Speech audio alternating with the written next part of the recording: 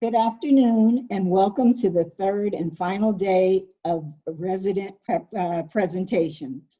My name is Margaret Smith and I am the Kansas City faculty representative on the KAFP Board of Directors. I will be moderating today's session. Each year, KAFP invites the 4 family medicine residency programs in the state to select residents to give CME on a topic of their choice. This is to fulfill the scholarly activity requirement for their programs and also to showcase the great benefit of being a member of the KAFP. When FAMMed Forward was canceled this year due to COVID-19, we knew we wanted to find a way to proceed with having these presentations and provide the residents a venue in which they could present their work. With that in mind, this series of 3 webinars of resident presentations was born.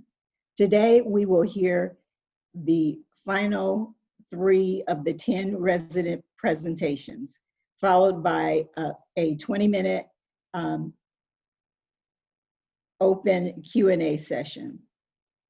You are welcome to type your questions into the chat box during each presentation, and all questions will be addressed by the speakers during the Q&A time at the end of the presentations. This webinar is eligible for CME. Participation in this live series activity has been reviewed and is acceptable for credit by the American Academy of Family Physicians.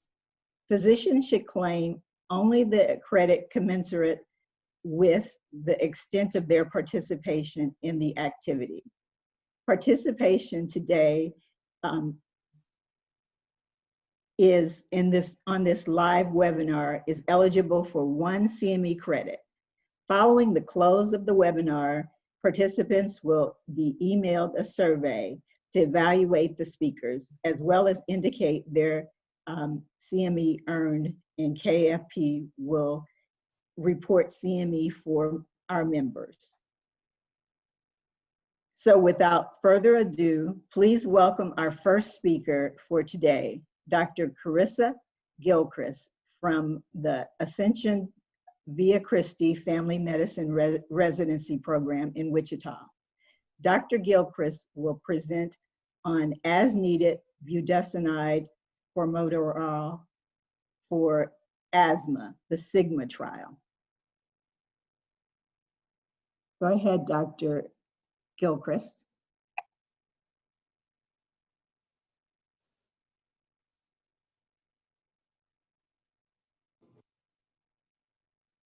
Okay. Hello, everybody. As she said, my name is Karissa Gilchrist. I'm a 3rd-year family medicine resident at Via Christi Residency Program. And today, I'm really excited to share with you some potentially practice-changing data based on the SYGMA-2 trial. Here's a little bit about me if you download the slides later. For our objectives today, first we'll start off with just a brief review of how we classify asthma, the current management recommendations, and the barriers that go along with that. And then we'll get into some potential benefits of using a combined inhaled corticosteroid, long-acting beta agonist inhaler on an as-needed basis, just as needed for symptoms. And then talk about the potential impact that could have on the healthcare system as a whole. So first, as a review, I'm sure all of you are familiar with this chart on how we classify asthma when we're first diagnosing it. So starting with the intermittent asthma, the mild intermittent asthma classification, these are the patients with the least frequent and least severe symptoms. Then you have the persistent asthma category, which ranges from mild to moderate and severe in severity based on how often their symptoms are occurring, how severe the symptoms are, and the limitation that is there in their daily lives. So for the SYGMA-2 trial, they focused on the mild persistent asthma group. So these are patients that are having symptoms more than 2 days a week, but not every day. They're waking up 3 to 4 times a month, but not more than once a week nightly. So, and then each one of those classifications does correlate to a step on the treatment, this stepwise approach. So starting with your mild intermittent asthmatic, they're going to correlate with this step 1 using a short-acting beta agonist like albuterol, just as needed for symptoms. And then you can step up as needed if you need to escalate treatment, or step down if you have really great control and you want to try to de-escalate. So again, with SYGMA 2, they chose the mild persistent asthmatic, which correlates to step 2 on this treatment step ladder. So this is patients who are well controlled on a low dose inhaled corticosteroid on a daily basis, or a leukotriene inhibitor. They also included patients who were not well controlled on step 1, just with a short-acting beta agonist as needed.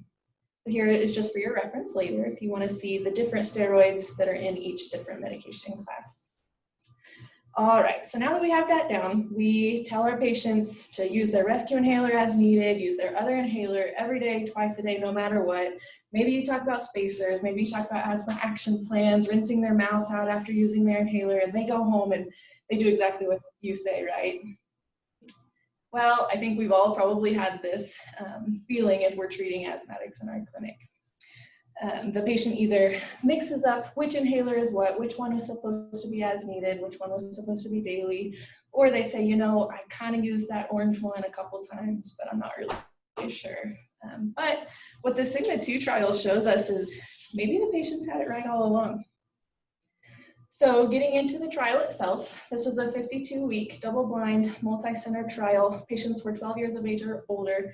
They were randomly assigned to either get group 1, which is our traditional treatment, the twice-a-day inhaled corticosteroid with your short-acting beta agonist as needed. The other group was the twice-daily placebo, and then using a combined inhaled corticosteroid, long-acting beta agonist as needed for their symptoms. And they used Budesonide-Formoterol, which is Symbicort. So what they found was that that second group, the as-needed ICS-LABA, was not inferior to the traditional treatment regimen in terms of rate of severe exacerbation. And they defined the severe exacerbations as anybody needing a systemic steroid, basically. And they achieved that non-inferiority result with a fourth of the amount of inhaled glucocorticoid exposure. Of note, the second group was inferior in terms of subjective symptom control. They just polled the patients to rate their symptoms, and it was slightly inferior. They did not consider that to be clinically significant in terms of how different it was. So here's just the same thing in graph form, that the rate of severe exacerbation was very, very similar with a fourth the amount of steroid exposure. So really, if we were to adapt this practice change, we could have some pretty huge impacts on the cost to the system, as well as offering more simple instructions for our patients as far as management of their asthma. So diving into the cost a little bit, there are about 18 million adults in the US alone with asthma, and about half of those are of that mild persistent asthma classification that the SYGMA 2 trial looked at. And as we know, steroids are expensive. I have the cost of the cash price with GoodRx coupon on the slides here. So if a patient has insurance, that price would be lower, but this is the potential cost. And so if we're using a fourth of the amount of steroid, so a fourth of the amount of that inhaler, it's a pretty huge cost savings for the patient, especially if they're paying out of pocket, and could be over $1 billion in drug cost savings in the US. And just in general, the cost of asthma to the system, the number of days that children miss of school, that adults miss of work, the medical expense of going to the emergency room for an exacerbation, it's huge. So this achieved non-inferiority, so not necessarily an improvement in this cost side of things, but not inferior to our traditional treatment. So just walking through, what might a patient look like who we would consider this for? So consider a 24-year-old female, she's a medical student, she has mild persistent asthma, her symptoms aren't terrible, but she did have 2 exacerbations this past year and had to go to the emergency department both times. And she's currently using her albuterol as needed. She's prescribed a twice daily inhaled corticosteroid, but she says she does have trouble remembering when she's studying long hours for her test. So could she be someone that you would consider an inhaled corticosteroid, long-acting beta agonist combination used as needed, potentially? And so when we're thinking of how to use this data, I think the first thing we should consider is, what is our goal of treatment? Are we trying to lower the number of exacerbations? Are we trying to control symptoms? Because the symptom, you may not get that much benefit if your patient is really complaining of symptoms specifically, not necessarily exacerbations. But as we saw before, the cost of having an exacerbation to the system is huge. So something to consider. So it might be something for this patient who already has a barrier to complying with the daily regimen. It might be a good alternative for her. And something to be aware of, there currently is no FDA indication for an as-needed use for a combo ICS-LABA, so it would be off-label if you prescribed it that way, in the US at least for right now. But potential for significant cost savings, potential for improved compliance for our patients. So in summary, as we already talked about, using an as-needed inhaled corticosteroid plus a long-acting beta agonist, they use Symbicort in this trial. If you're using that as needed for symptoms, instead of the traditional maintenance therapy with an as-needed short-acting beta agonist, this is non-inferior for rate of exacerbation. References. Thank you.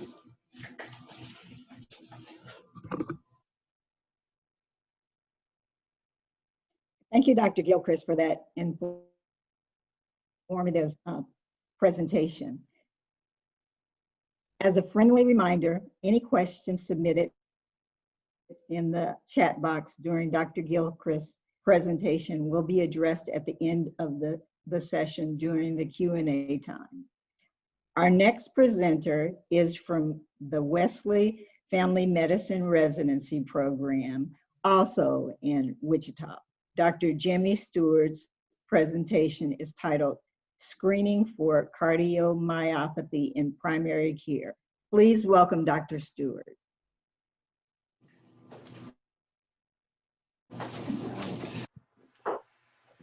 Okay, well, hello, good afternoon. Thanks for tuning in. My name is Dr. Stewart. We'll be talking about screening for cardiomyopathy in primary care.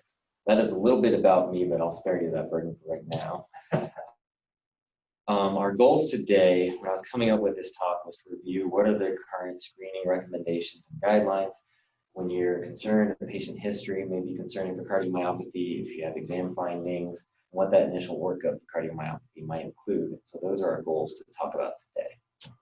Very briefly, going through cardiomyopathy, its literal translation is a disease of the cardiac muscle. This can range from microscopic changes in the myocytes to gross anatomical and functional changes. There are two classifications recognized by the AHA that we'll go through, and of note, cardiac muscle changes from a cardiovascular cause are no longer included in the term cardiomyopathy. The first category is primary cardiomyopathy, where the disease process is focused in the heart itself. This is further subdivided into a couple different categories. Acquired, such as myocarditis, or stress-induced Takotsubo, pericardium cardiomyopathy. Genetic conditions is ones we think about quite a bit, especially hypertrophic cardiomyopathy that we always hear about. Another one I want to talk about later is arrhythmogenic right ventricular dysplasia. This one's relatively rare, but does have some sensitive findings on EKGs. And then there's also the dilated and restricted cardiomyopathy that make up our mixed category. The second classification is secondary cardiomyopathy. I'm not going to spend a lot of time talking about this today. This includes a systemic disease process that also affects the heart, such as autoimmune conditions, endocrine, infectious, infiltrative disorders, toxin buildup. So usually those patients will have a lot more symptoms. We should be paying attention and looking for cardiomyopathy because though it is rare, it does happen. Hypertrophic cardiomyopathy, for example, is the most common genetic form, has a prevalence as high as 1 in 500. However, all those patients who are positive for hypertrophic cardiomyopathy don't always have symptoms due to its variable penetrance. Some patients may have no symptoms whatsoever. Some may progress on rapidly to heart failure symptoms. And of course, we always worry about and hear about sudden cardiac death. The pre-participation physicals are a chance to really screen for those conditions in athletes, but it's also important to keep in mind this doesn't just affect athletes, so we should consider it for all of our patients. This is a local headline from here in Wichita, Kansas, where this winter, a unfortunate 6-year-old girl was struggling with genetic cardiomyopathy that she actually inherited from her father and was causing severe symptoms. Cardiomyopathy as a whole is the most common cause of death in our young athletes. The prevalence is unclear, but it's high as 1 in 50,000. If you are examining a patient and you have any concerns for possible cardiomyopathy, they may complain of vague symptoms, usually dyspnea on exertion, fatigue that is extreme and not what you would expect, especially related with exertion. It can explain, or they might report some unexplained presyncope dizziness like headedness. The typical chest pain should always grab our attention, especially when it's associated with dehydration, exertion, and interestingly also with meals. On exam, you're looking for arrhythmias. The classic systolic murmur that worsens with Valsalva is a big red flag and should catch your attention. Any rapidly progressive heart failure symptoms, especially in your young patients, should also be concerning. And of course, if sudden cardiac death occurs, we'll be too late. So when I was reviewing everything, multiple different societies have different recommendations. The number one screening tool, though, is the careful history. This includes looking through all their symptoms, especially if there's any associated with exertion, reviewing their family history, especially if there's any cardiomyopathy, sudden cardiac death, rapid progression, heart failure symptoms at a young age, as well as reviewing the general medical history, looking for heart disease, infection, chemotherapy exposure that can lead to toxic cardiomyopathy, even pregnancy and obesity are important to pay attention to. And don't forget the social history, especially if these patients might be using stimulating substances such as cocaine, amphetamines, or chronic alcohol. If you have a patient you are concerned may have cardiomyopathy, your initial workup should include, careful documentation of the history and full physical exam, which we're all going to do right off the bat. You can consider EKG. Echocardiogram is very useful for making that diagnosis. Keep in mind, you do want to have these patients on activity restriction while they're being evaluated.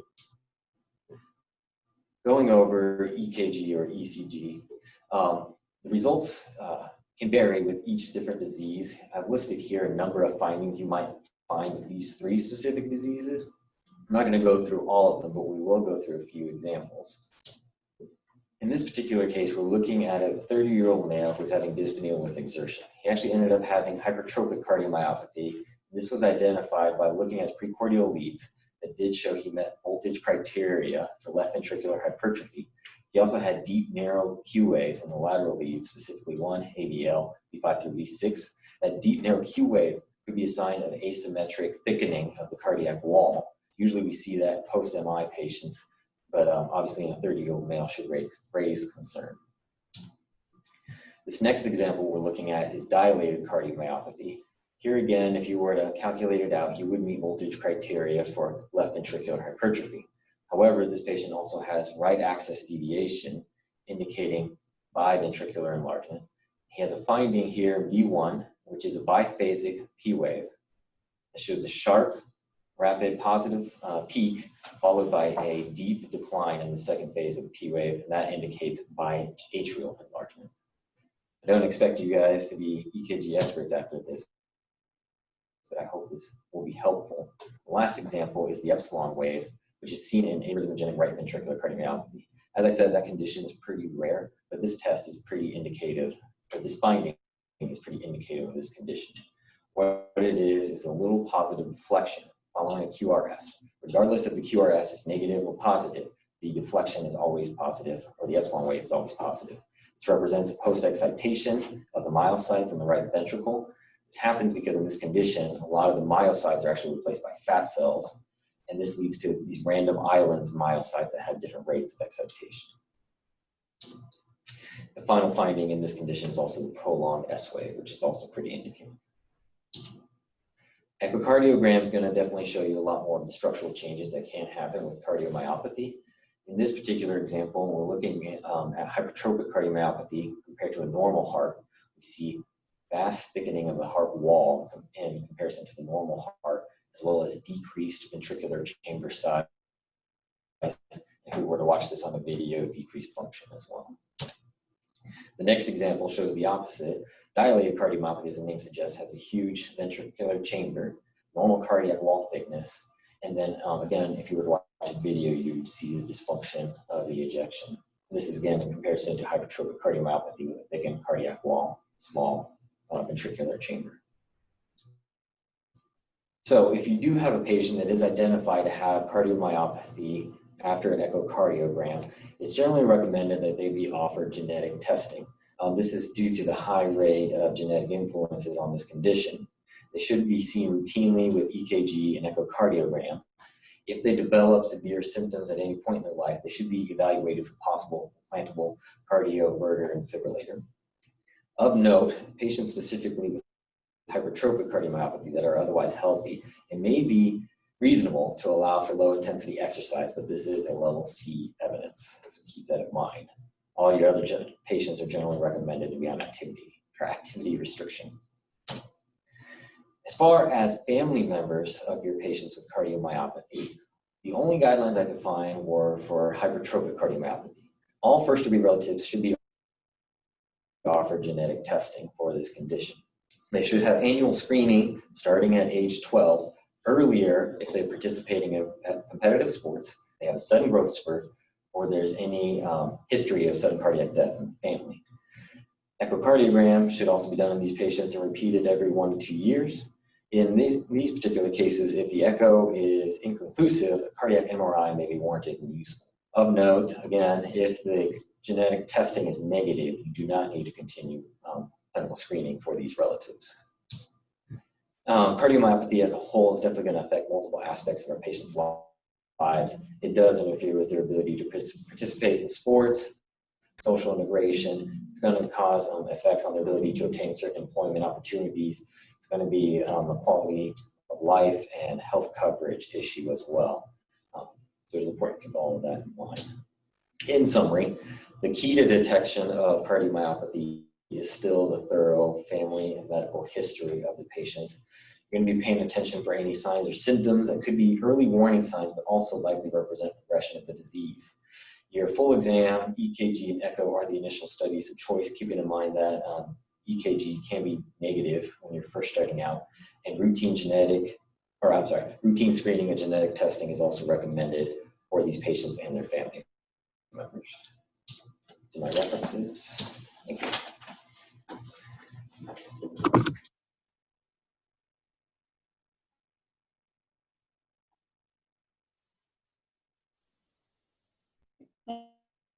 Thank you, Dr. Stewart, for your excellent presentation.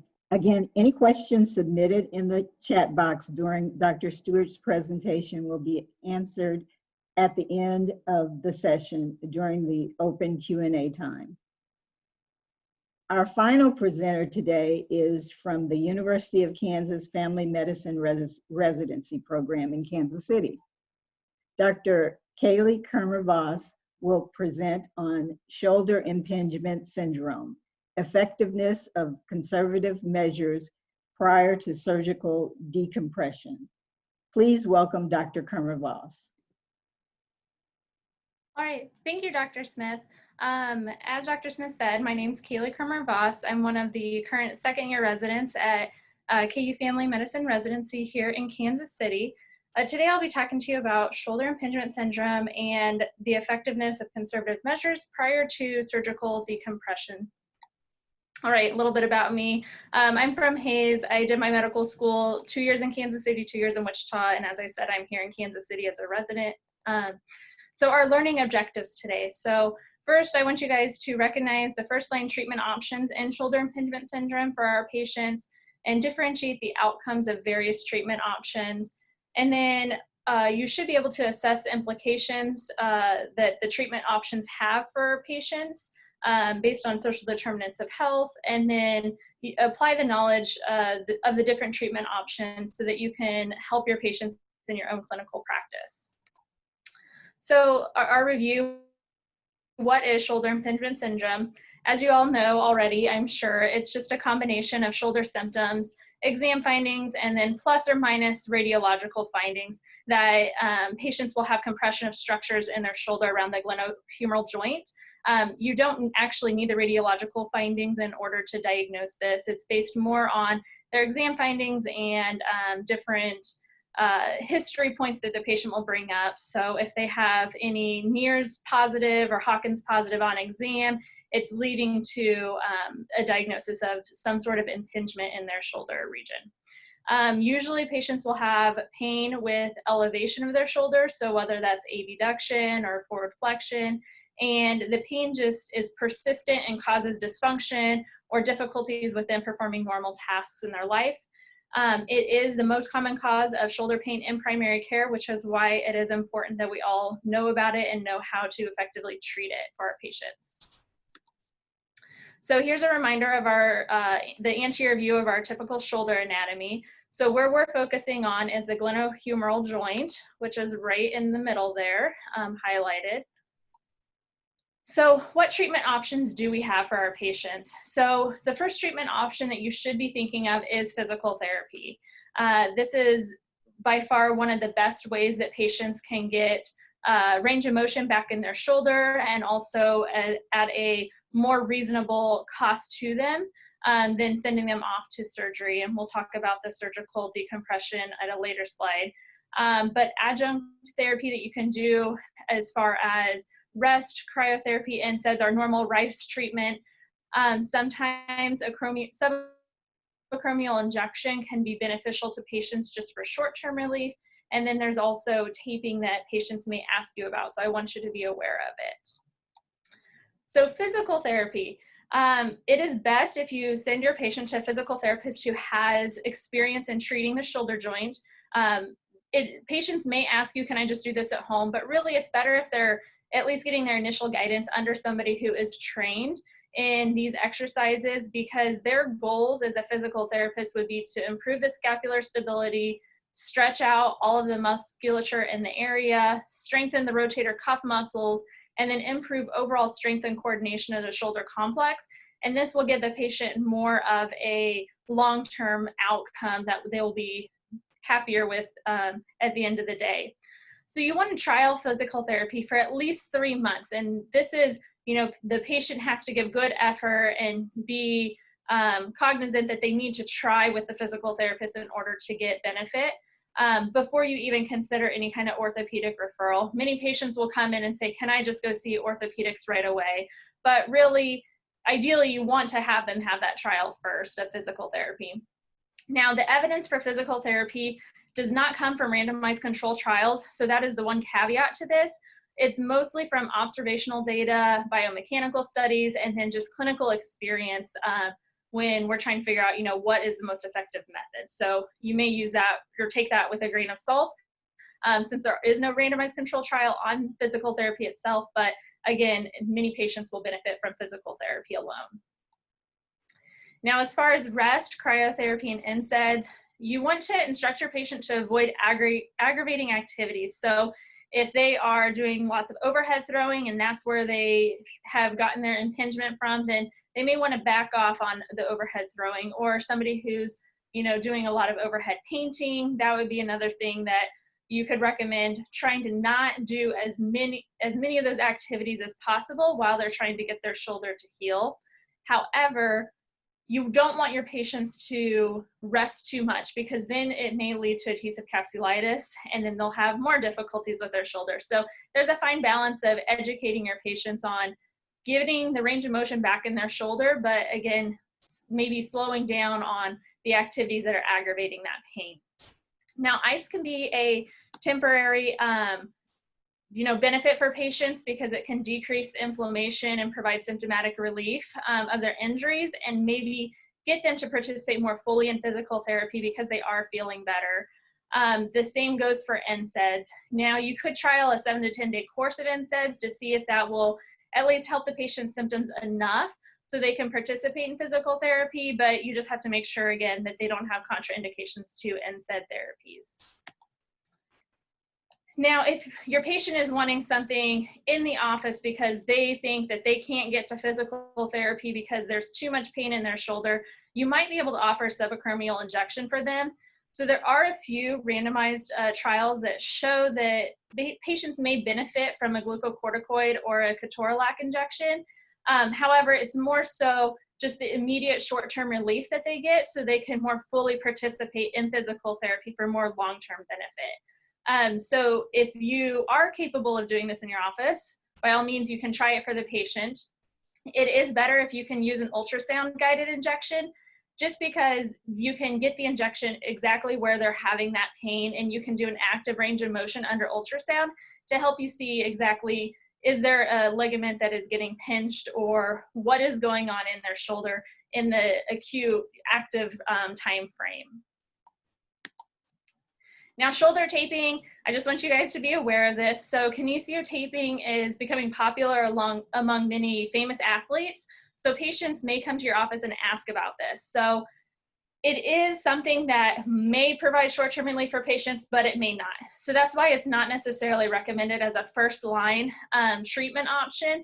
But if a patient is coming in and saying that they're using kinesiotape and it does help their shoulder when they're doing physical therapy, great. The patient can continue to use it because it's very mild and offers no harm to them by taping their shoulder. However, if it's something that, the patient's like, well, I don't really know about this, I wouldn't necessarily recommend it just because there is lacking evidence surrounding how effective is it. Now, surgical decompression. So if your patient has failed physical therapy for 3 months and you just don't know how to get them better, it might be time for an orthopedic consult.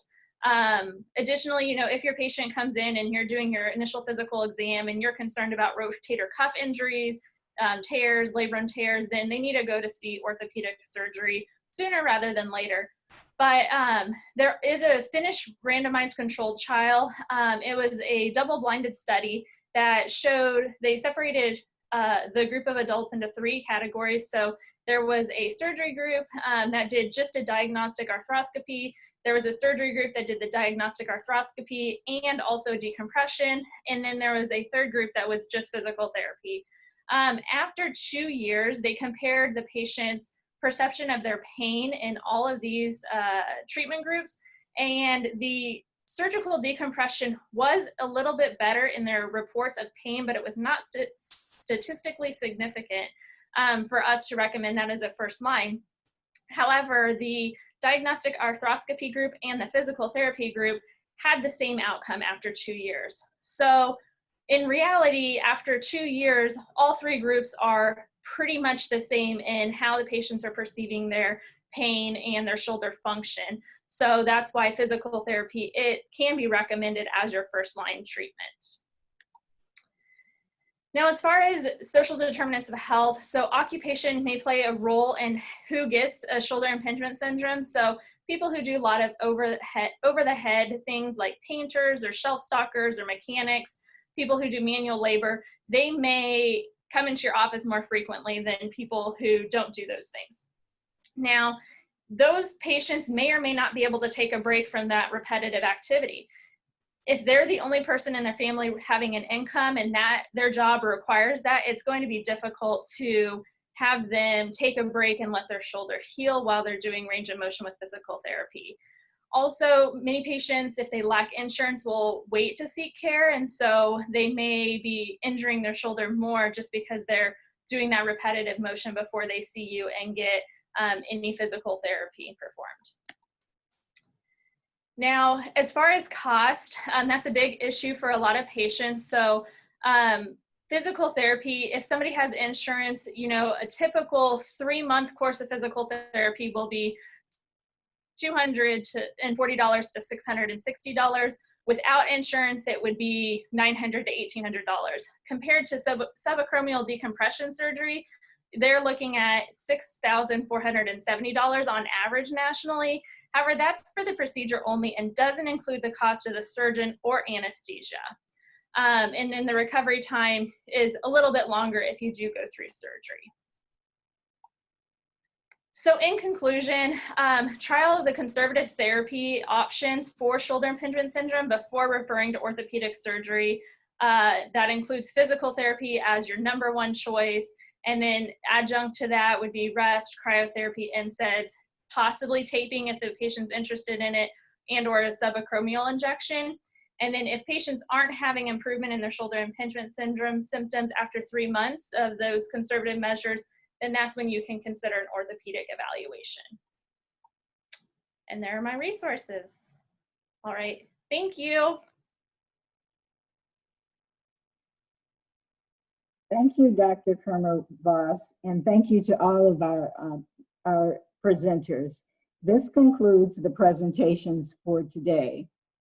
It is now time for the open Q&A session. We will work through the questions submitted through the chat box for the speakers. If you have any additional questions, please submit them through the chat box as well.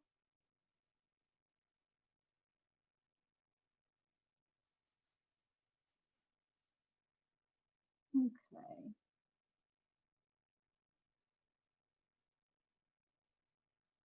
So the first question is for Dr. Stewart. It says, current thinking about routine EKGs in athletes for cardiomyopathy screening. And it looks like Dr. Jedlinski has given us an article to look at concerning this. Yeah, I'm loving all these sports medicine topics. So you, Dr. Jedlinski, or first Dr. Stewart, do you want to comment on that? Yeah, so in my research, as of right now, routine EKGs for pre-participation physicals are not recommended in the United States. I think we all know that over in Europe, it is a little bit different. And from what I have found, that's because they do have a little bit different incidence and prevalence of cardiomyopathy over there and sudden cardiac death. With that said, the history and physical have still kind of been the recommended first line. AHA even had a 14-point questionnaire they were really promoting there for a while. But Dr. Jedlinski is right. There have been some recent studies. I actually read one in the Journal of the American Heart Association that said that their 14-point questionnaire might not be as effective as universal EKGs for screening high school athletes. So from what I was finding, that there could be a change in that at some point, but right now, let's just kind of wait and see. Okay. The next question is, well, it's a comment about surgical versus non-surgical management of degenerative rotator cuff tears. The outcome is equal as well. Yeah, and that was from a study that was from Bone and Joint Journal in 2014. That was a randomized controlled trial of non-traumatic tears, rotator cuff tears, and they compared physical therapy versus acromioplasty and physical therapy versus rotator cuff repair, acromioplasty and physical therapy, and there were no difference between groups at 1 year follow-up or at 2 years. So just because you see a rotator cuff tear on MRI does not mean that repairing that rotator cuff tear is going to lead to a better outcome. And it looks like Penny Jeffrey has asked, when do you order an MRI of the shoulder?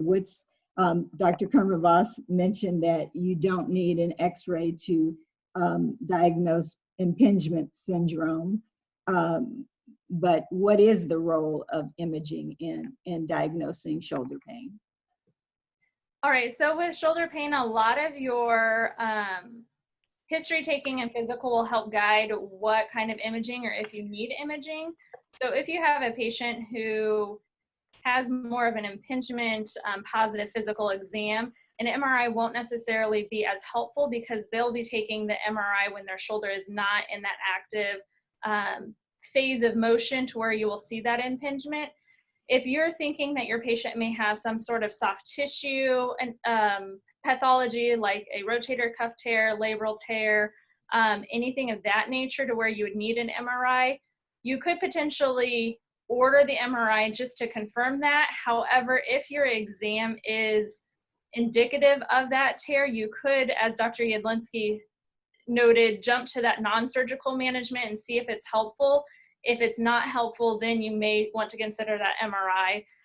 Again, it'll just have to be talking with the patient about it, just because insurance may not cover it or the patient may not have insurance for the MRI. So you have to take that into consideration, because will that help you with your management or will it not if you're going to try non-surgical management regardless? Thank you, Dr. Kirmer Voss. I have a question for Dr. Gilchrist. Dr. Gilchrist, in the study, the SYGMA trial, did they actually recommend a dosage for PRN Symbicort?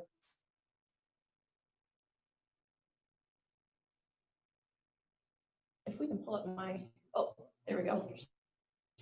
If we can pull up my slides, it was on there, the one that they used.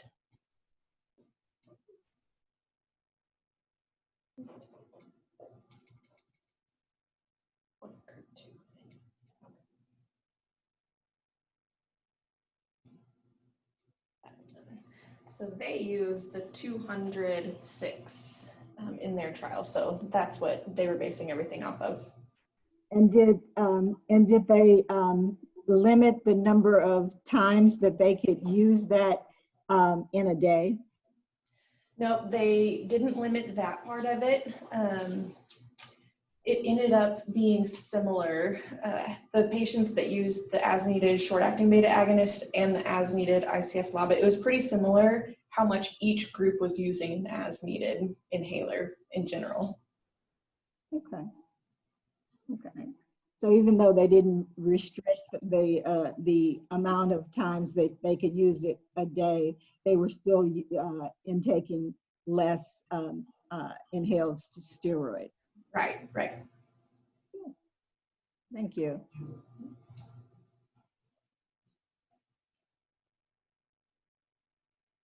Do we have any other questions?